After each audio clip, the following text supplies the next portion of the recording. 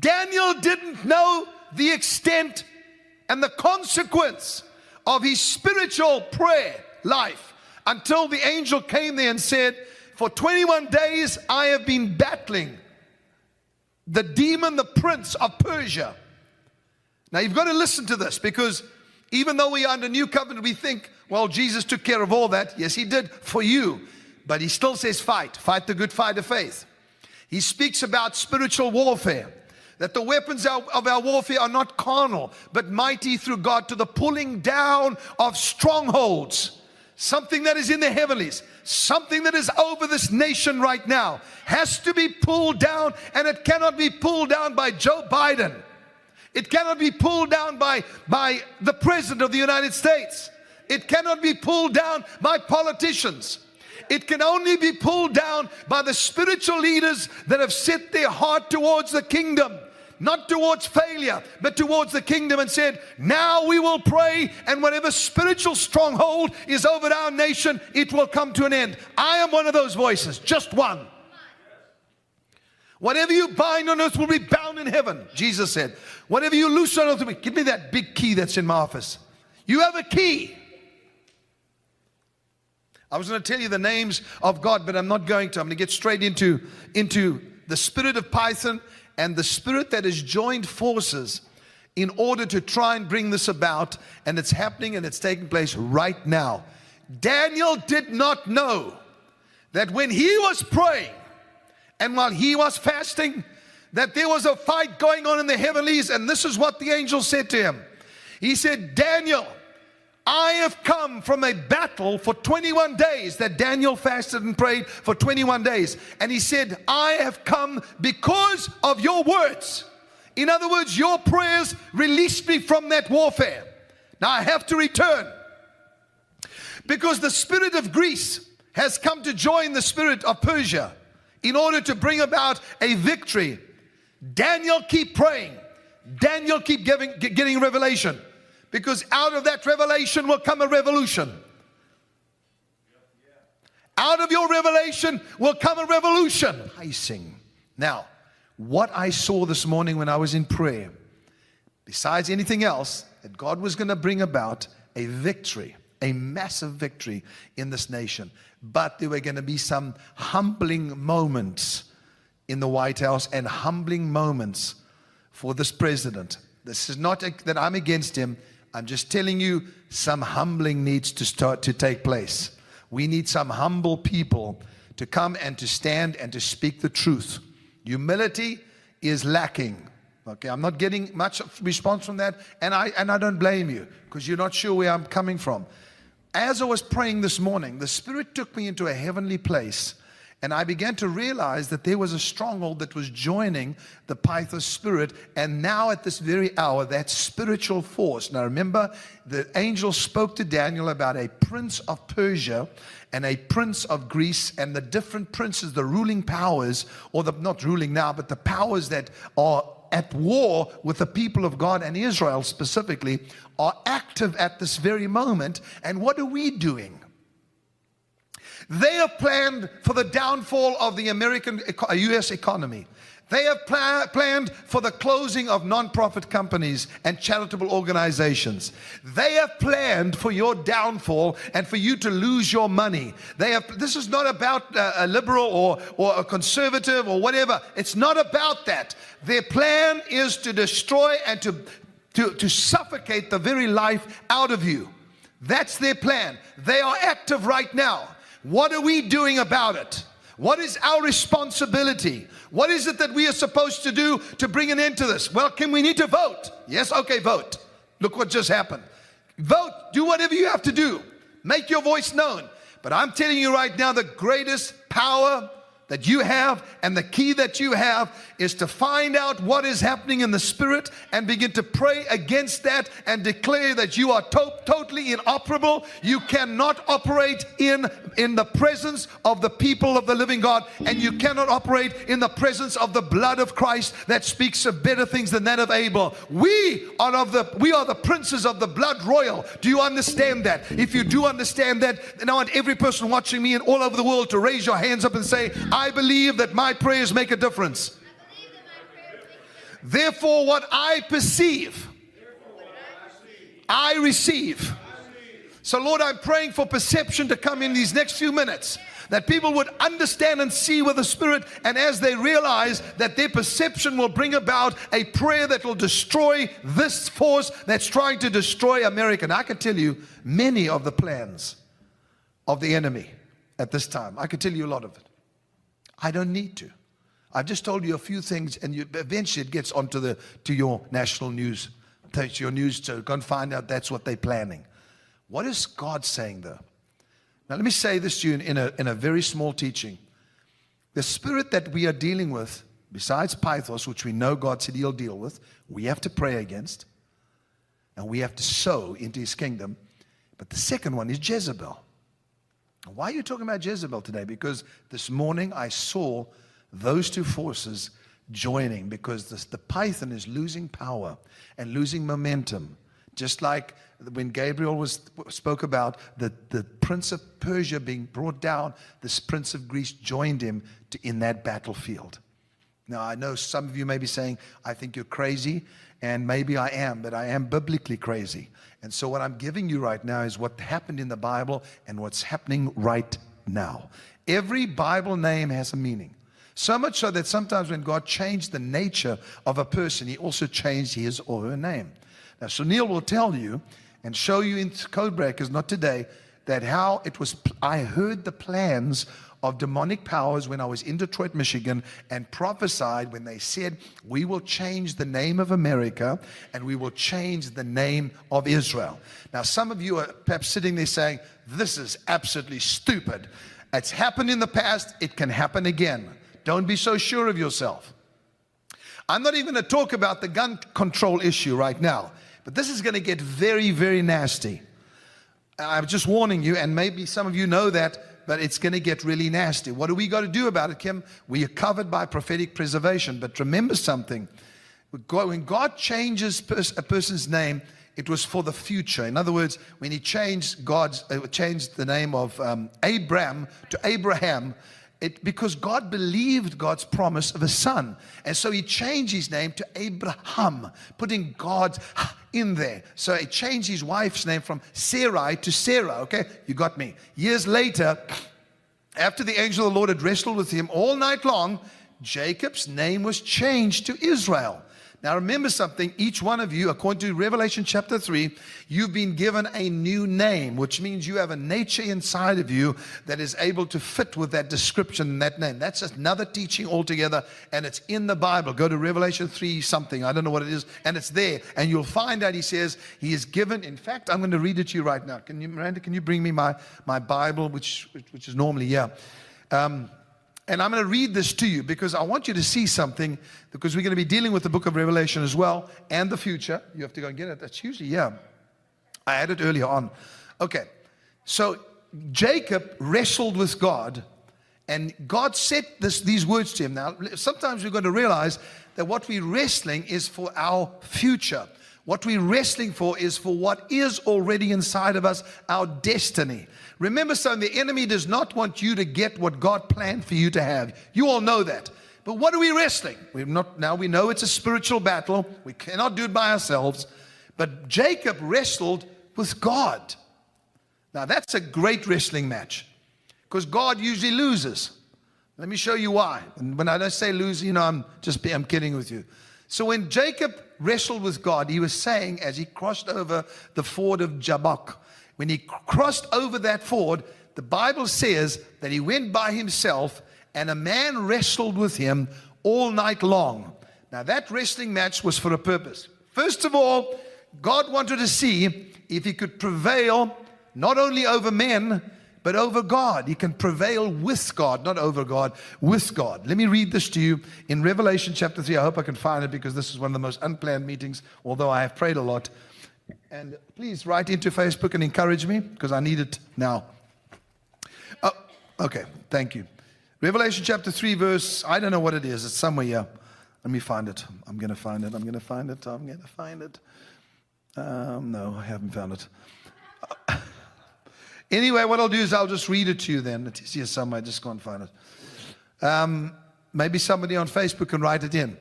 It's where it says, He has given us a stone, and written on that stone a new name, which no one knows except him who receives it. I'm just quoting that out of my head. I think it's it's Revelation chapter 3. I just cannot find it at this very second. And anyway, somebody can write in and tell me.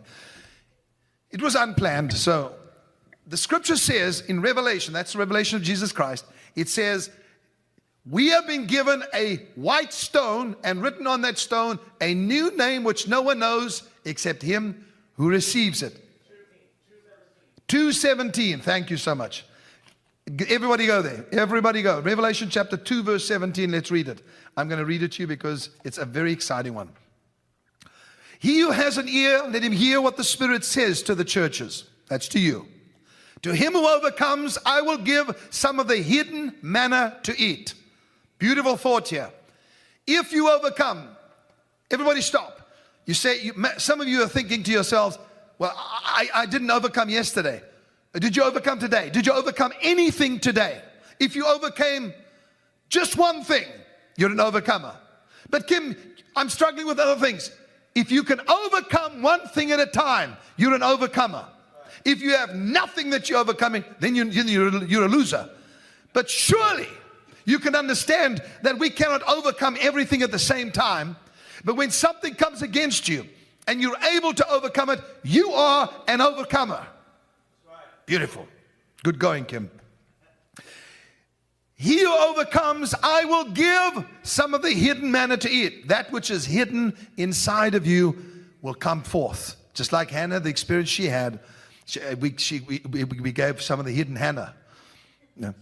Anyway, so the hidden manna, when she had it in her spirit, I spoke it out. She had to step out by faith. Hannah could have said at that time, no, I'm not doing it. I've had people say that to me, but she didn't. She stepped out and began to do it by faith.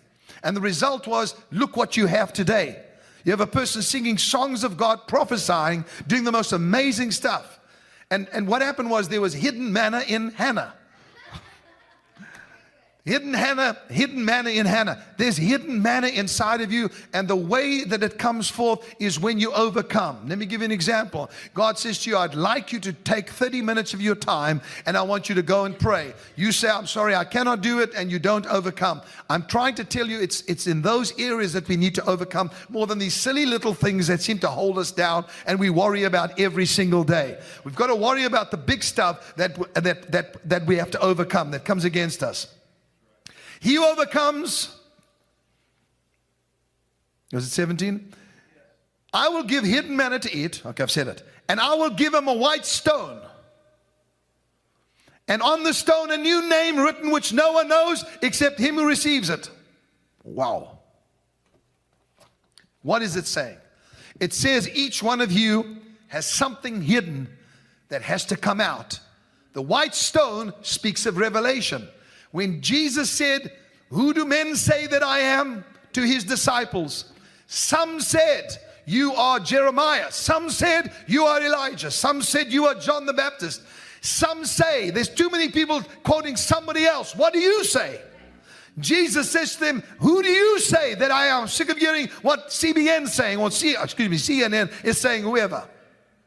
I didn't mean CBN. Sorry, Pat. Sorry. Not doing very well today. CNN or ABC, whatever they are. I don't want to hear what they're saying. What do you say? Listen carefully, please. Nobody says a word. Simon Peter plucks up the courage because something's hidden inside of him. And he's going to overcome fear. And he says, you are the Christ, the Son of the living God. As he says that, Jesus swings around in response to revelation. Are you hearing me? What does God respond to more than anything else? Revelation. What he has revealed to you, speak out. I'm not ashamed to say I'm a prophet because God told me that, made me that. And I would be stupid not to say it. If God made you something, then you say it, you speak it out. So Simon Peter reveals what he gets. He says, you are Christ, the Son of God. Jesus responds to him and says these words. He said, blessed are you, Simon Bar-Jonah, for flesh and blood has not revealed this to you, but my Father has revealed this to you. He says, listen to this now. He says to him, no longer are you Simon, but now you are Peter. What's that all about? Well, remember when he first met Peter, he said, you are Simon, but you will be called Peter. Hidden inside of you is a reigning rock. And it was only when he spoke out the revelation and that was released that he became Peter. It's only when you speak it out, you overcome, and revelation is spoken out, that you become the stone. Now, what does the white stone speak about? So what did he say? What did he say to him? He said, where's my key? Forgive the den today, please. What did he say to him? Based on your revelation, I give you the key, the keys of the kingdom. Now, you may not understand fully what I'm saying, but I think a lot of you are quite spiritually minded to understand why prophetic revelation is so important. Because when God says something and you speak it out, there is a response that comes from God and says, now you've stepped into your higher nature. Now you have stepped into your higher calling. You have another revelation 2 years from now, you step into a higher. It always goes higher and higher to a higher degree of understanding, insight, to a greater realm of existence. Okay, so Simon Peter gets the keys. What does he tell him he can do? Bind on earth, bind in heaven. Loose on earth, loose in heaven. By the way, you understand what the word Peter means. It means a stone. The Revelation chapter 2 verse 17 simply says, when you get a revelation, it is like a white stone, and on that stone written a new name, which only you know about. And then you change into that which is hidden inside of you. That was well put. At least that little piece was well put. Okay. In the New Testament, Saul of Tarsus, whose name meant demanded, he changed his name to Paul. You know what Paul means? Little, lesser. He was no longer demanding. He changed his name to humble or less or little. And this is what the greatest apostle became in his own eyes as he looked increasingly upon the greatness of Christ. It's amazing how often a biblical character lives up to the meaning of his or her name. It is. Sometimes, as in the case of Paul, they deliberately took a name that meant what he wanted to be. Now, let me speak to you in closing these last few minutes, because you and I have got to get to understand what is taking place in the Spirit. Let's talk about the name Baal. Baal is how you actually say it. The prophets of Baal. The word, now we're going to talk about it because we're going to get to Jezebel and find out what is creeping into our White House, our capital, our politicians. No, not because they're Democrats, not at all. But please take this warning, and today we are going to take some action in the presence of the Spirit. Now you stay with me. Am I getting any yahoos from Okay. Thank you. And I do this because sometimes I'm not sure if I'm connecting, because sometimes it irritates me, and the Lord does this to me. I wake up this morning, I have this perfect message, and then I go into my garden and no. It's just an hour and a half, it's beautiful. But and then I realize, he's telling me to do it today. And I'm saying, God, I'm not even prepared. I don't even know the scriptures. And then we got 20 minutes to go, and they're saying, well, you decided to start at 12 o'clock. Now, here I am. So I'm doing my best. Okay. Baal means master, possessor, controller, possessor of anything or everything. It doesn't just want one thing. It wants to possess everything. It wants to control you. Don't take lightly what this prophet is saying regarding the same thing that happened with Elijah. There was a divided opinion when Elijah got onto Mount Carmel to destroy the prophets of Baal and ultimately Jezebel. Do you understand that they were of two opinions? Israel. I don't think the church has ever been as bad as it is now in terms of a divided opinion about the future. And if we don't give them a glimpse into the future by saying it's not just bad, God is doing good things, God is doing great things, then they're going to lose it. And you and I are going to be suffocated. Okay. Each person has certain traits, vices, and then, of course, virtues that exist in your soul. Now, you and I have spoken about the soul. And each soul, listen to this, please listen to my statement. Each soul wants to coexist, which means to exist together. Okay? Like-minded souls search for each other. Now, we're not talking about virtues only, vices. Virtues, wonderful. I see a virtue in somebody, I like that, I'm drawn to that person. Our souls attach. We're not talking about marriages and stuff like that. We're talking about in life. Even though marriage is it's a very important issue. I'm saying souls like to exist together. Now, that's in virtue, but also in vice, in evil. Souls look for one another to do things together. When they built the tower in Genesis 11, which top would reach into heaven, they were totally united. Their souls were coexisting, and they were doing it. The soul of the church needs coexistence as never before with each other. I'm saying to be united. I was telling my team the other day, I'm so proud of the Trinity. They do such a great job. You don't get Jesus complaining to the Father, I don't want to do that job, and the Holy Spirit saying to Jesus, I'm not going to. You don't have that. They are completely united. That's why they're called one. Now, it's the same thing is with the soul. You and I, all of you watching, we are existing together, and we have one thought in mind. Of course, that's Christ to be sent to the world and shown the good news, but also what is he saying now? And let us realize that the spirit of Pythos and the spirit of Jezebel have now sought each other so they could coexist and they could become multiple powers. What does that mean for us? It means control.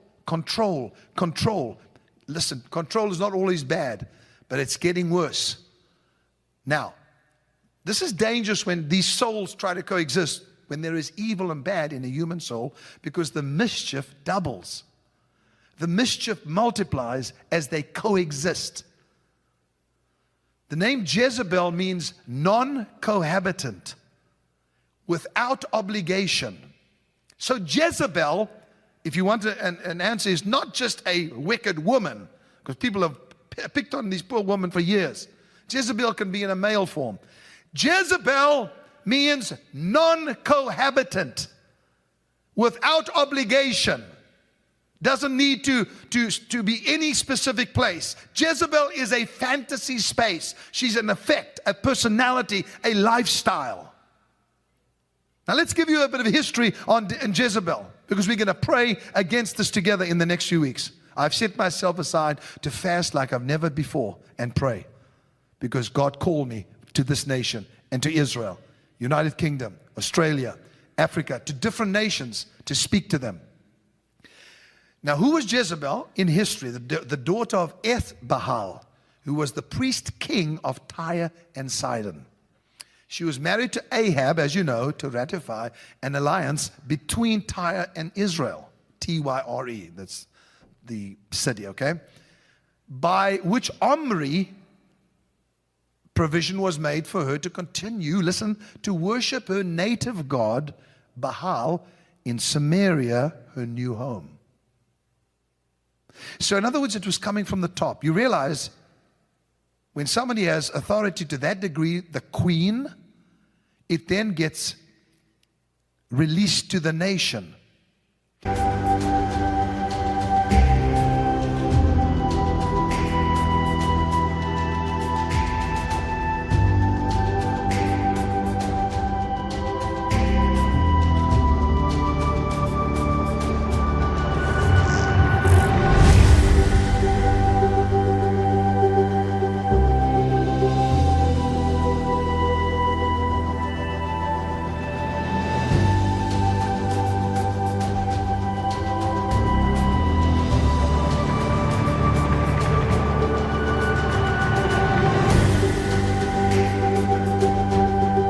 She had a strong, domineering character and was self-willed, and she was forceful. A fanatical devotee of Melquat, the Tyrian Baal. Now, that's just a little bit of history I thought I'd give you, so you understand she came into Israel as a queen. Her staff, just the people that worked for, numbered 450 of these prophets. The 400 prophets of the goddess Asherah.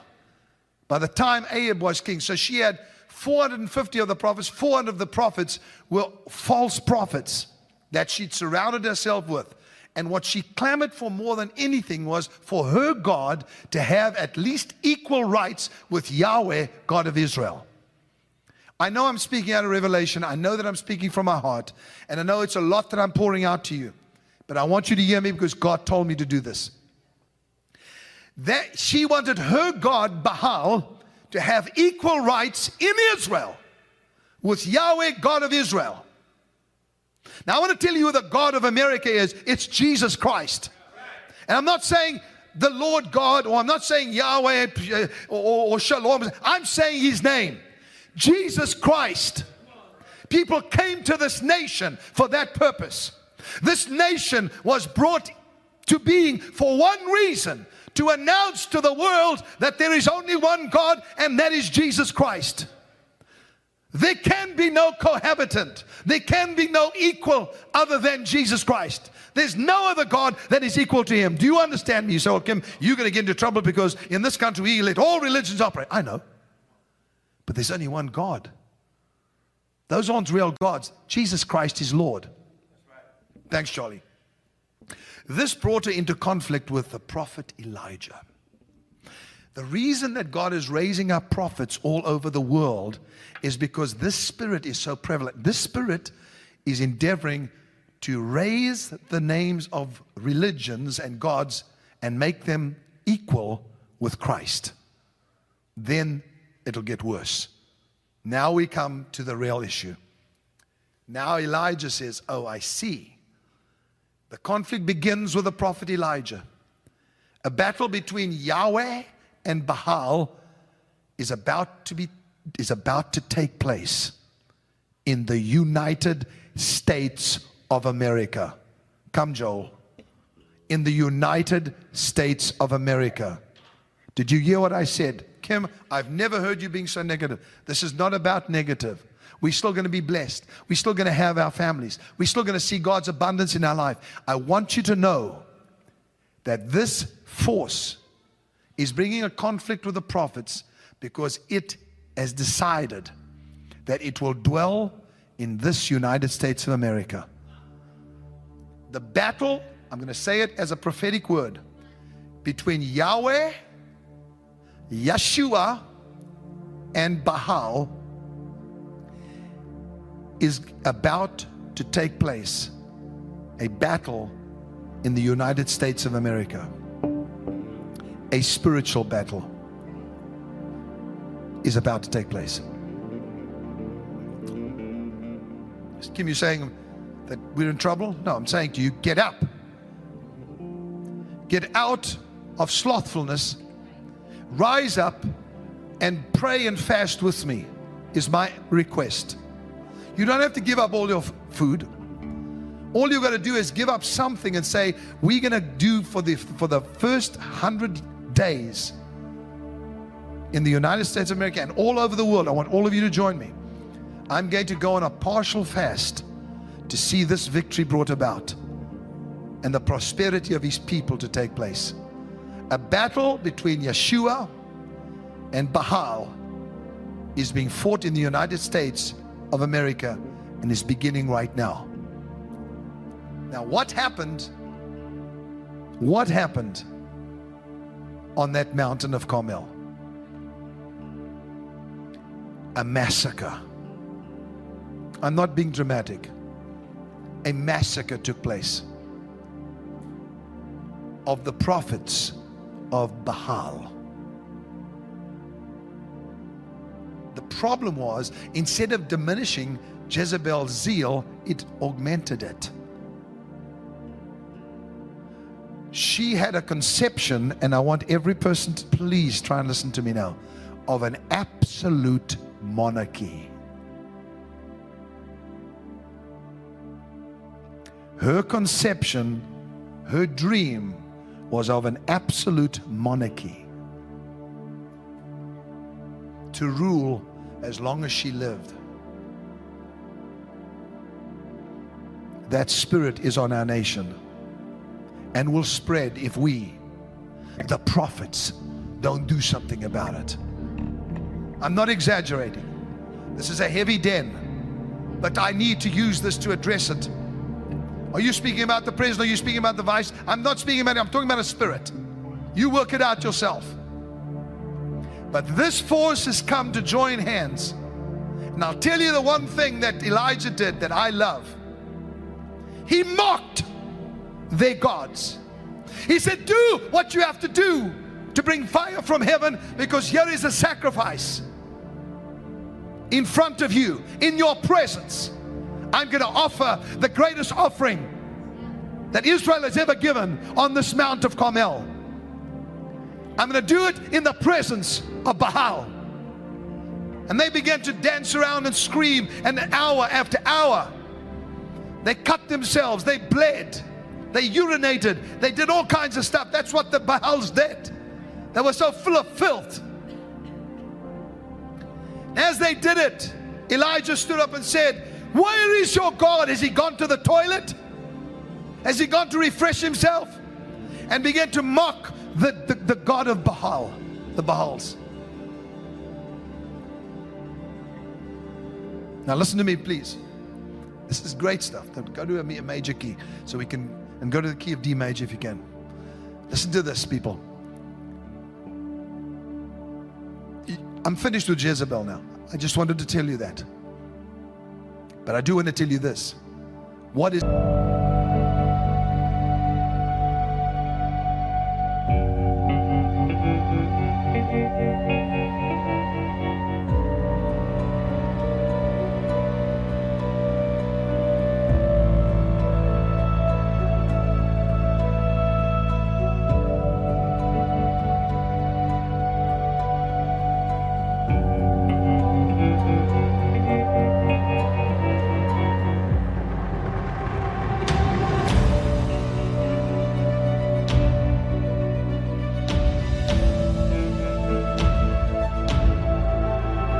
going to bring about victory in the United States of America, Canada, United Kingdom, France, countries all over the world that God has pinpointed me to pray for. Even though oppressed nations, Russia, God has told me there's certain things he wants to do, and he is plucking out people from all of these nations, and they are going to have this unbelievable soul connection like we have right now, and going to break the power of this force as Elijah did on Mount Carmel. Thank God I'm finished with that, because I had to share it. It's off my heart now. Now let's do what they did. Every person watching me at this very moment, I want you to stop just for a second. I want you to think just for 1 minute about what took place, and then we're going to play, and we're going to get you into a place of hearing from God. Elijah stood and mocked them, and then he said, get out of my way, and built an altar. Now you've heard me talk about this before, but we are going to act today. What was the purpose of it? He said, bring me water, pour it on the wood, because I'm going to prove God so much to you that I'm going to take that which you don't have, pour it on the wood so it's impossible for it to burn. And then the fire and the water together, okay, the fire and the water together are going to bring about rain.